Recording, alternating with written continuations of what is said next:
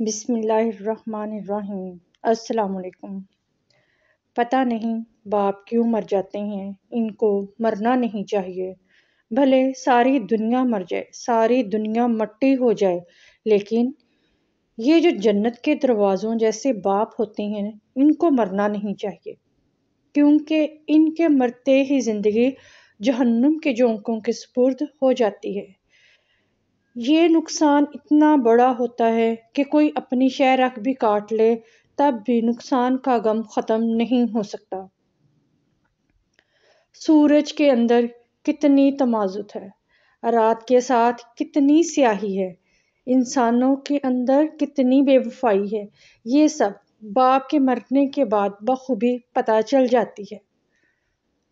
نہ جانے کتنا سفر حیات ہے جو آبلہ پائی کے ساتھ طے کرنا ہے۔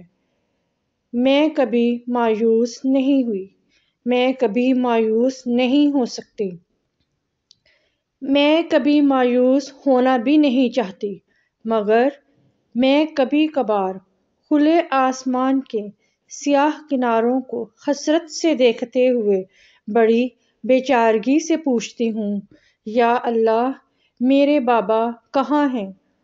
اور اس سوال کا جواب ملتے ہی کبھی نہ بجھنے والی آگ سلگ اٹھتی ہے دل میں۔